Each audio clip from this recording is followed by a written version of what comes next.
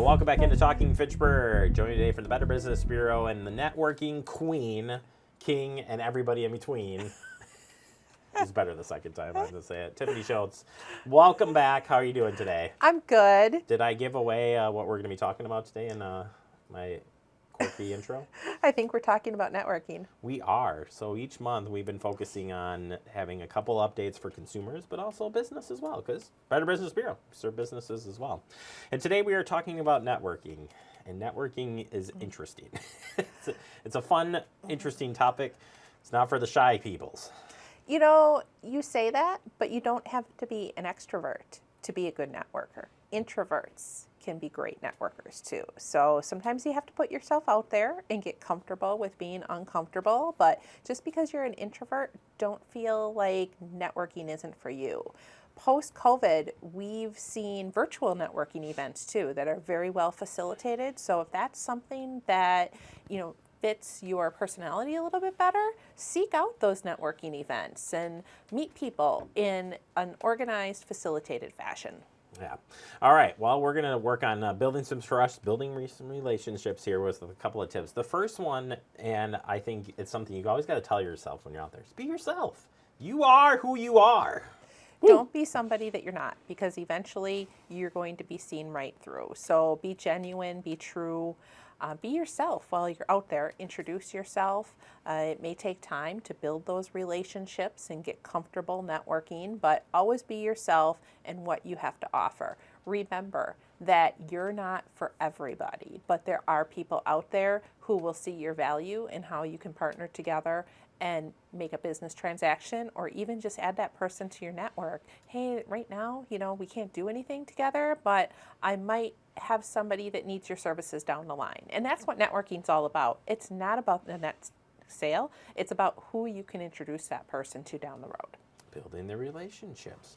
I like this next tip, which is interesting, is if you have a guest list, reach out ahead of time to the guests that you're going to be working or networking with. That's interesting. If you're provided with that guest list and you can go through it, and this person might be a good fit for me to meet, and this person might be a good fit for me, you're strategically planning your networking endeavor. So really great tool to use, and you can even reach out to them on LinkedIn too. Hey, I saw that you're registered to attend this event. I plan on being there too. Can we connect?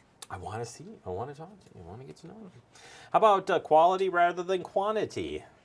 Don't feel that you need to meet everybody in a room at a networking event. It's impossible. When you go to a networking event, you might talk to a handful of people. There could be 50 to 100 people in the room. It's impossible to think that you're going to meet every single one of them. However, over time, you continue to go to that networking event. Maybe it's offered once a month or every quarter. So continue to go to those networking events to reach an additional audience. So you meet 5 people this time. Next month, I'm going to meet another 5 people, because 80% of the people at networking events are consistent networkers. You're going to see them attend the same events over and over and over again. And don't be afraid to go talk to that person that's standing by themselves. I always like to go find the person that's standing by themselves, because they're usually a little more reserved and maybe they don't know how to start networking. But you reaching out, you're going to give them so much value than you'll ever get back out of it. So really important, go up, introduce yourself, and if you know somebody else in the room, do a soft handoff. Hi, Jeremy, this is so-and-so. I'd like you to introduce them, meet them, and I feel like you guys would have a lot in common, and really play on the commonality of... Man, where were you when I needed help networking? Hi, this is Jeremy. They're like, wait, Jeremy needed something? Yeah, he does. I was a shy person. All right. Never pass up the opportunity to meet somebody while standing in line either. So a lot of these things, there's going to be food. Maybe you're waiting to get a drink.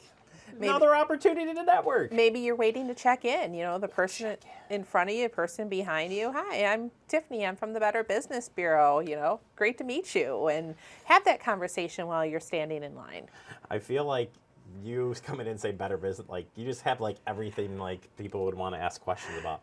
Tiffany, Better Business Bureau? I saw you from Talking Fitchburg. That actually happened to me at a networking event. I was standing in line, and somebody that wanted to connect with me, she's like, oh, I've been meaning to connect with you. I'm so-and-so. And it works out really well. Yeah, absolutely. Also take breaks and recharge when you're out there. It feels like a lot of pressure. You can take a break, right? It can be overwhelming. There's a lot going on in the room, lots of conversation. Sometimes you can barely hear the person standing next to you. It's okay to step outside and take a break. It's okay to stay for a half an hour and leave. You don't have to stay at a networking event for the entire 2 to 3 hour time period. You can pop in for 30 minutes, meet who you can meet, and then go on your way. So every connection you make always has an opportunity to have a commonality to it. Find that commonality, see how you can help that person or partner together, or who can you introduce that person to. And finally, though we have a lot of tips here, I'm picking this final one, handing over a business card, because that, right, we always exchange business cards in the business community, like, hey, here's my card, but you got to follow up. You do have to follow up. Even if it's, it was great meeting you, I look forward to seeing you again, or it was great meeting to you, I know somebody who could possibly use your services, is it okay if I pass your contact information along? So that business card is gold. Maybe you don't need it now, but you may need it in the future. Hey, I met that person. I think this other person would be a great fit for them. All right, if people want to learn more about this or any topics that businesses could use to help them on their everyday quest to a better business, not a Better Business Bureau, how can I do so? BBB.org. All right, well, that was a cheesy ending, but I'm still happy with it. Thank you so much. Get out there and network, everybody. It's okay. You can do it. Grow your business.